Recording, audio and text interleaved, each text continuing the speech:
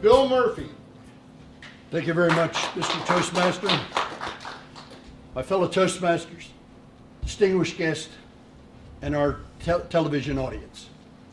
Tonight, it was my pleasure to present to you my presentation on how to develop a speech and deliver the speech.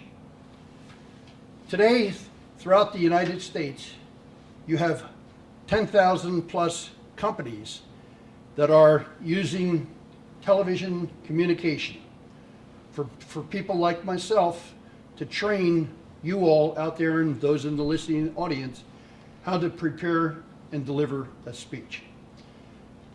First of all, when you look at preparing that speech, how do you go about doing it? One of the most important things when you're getting ready to develop that speech is your time frame. How much time do I have to deliver it? Is it a 5 to 7 minute speech like I'm doing right now? Or is it a 20 or 30 minute speech?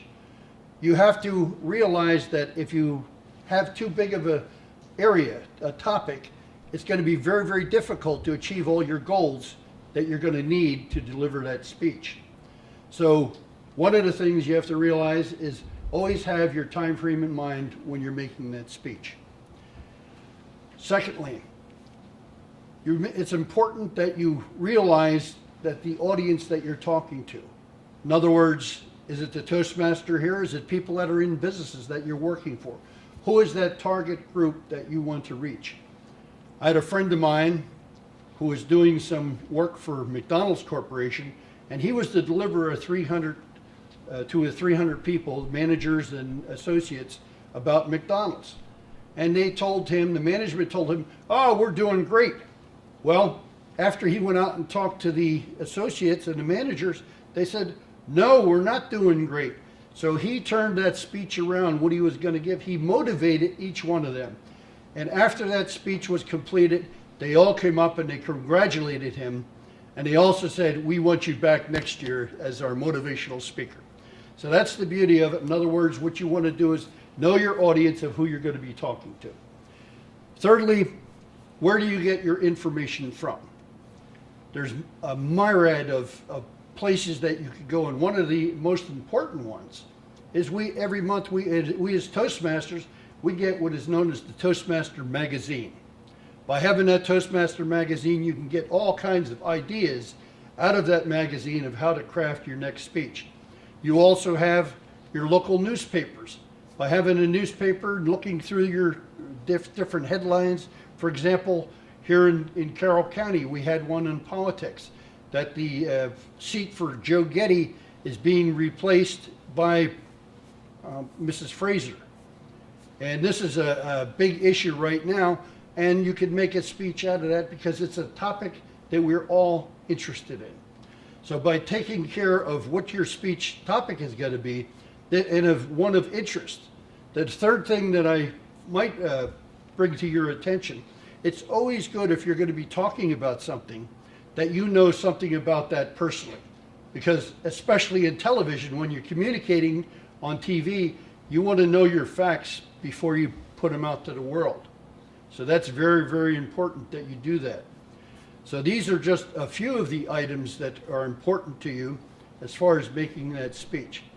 So another place that you could also use is the internet. You get hundreds of ideas from the internet. It's available to just about everybody. And you just look up your topic in there and you can get thousands of ideas from that as far as what you want to make your speech.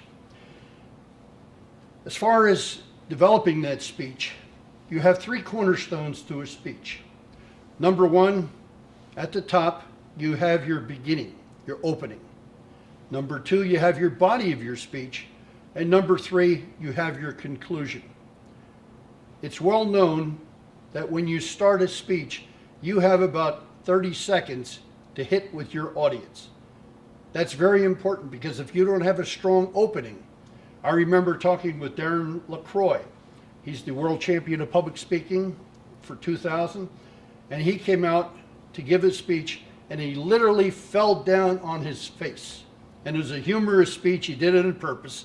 And he won the world champions like that because it attained the attention of the audience. They didn't miss a word that he said. As far as the body of the speech, what you should do is you want to have, at most, is like 3 points on the body of your speech.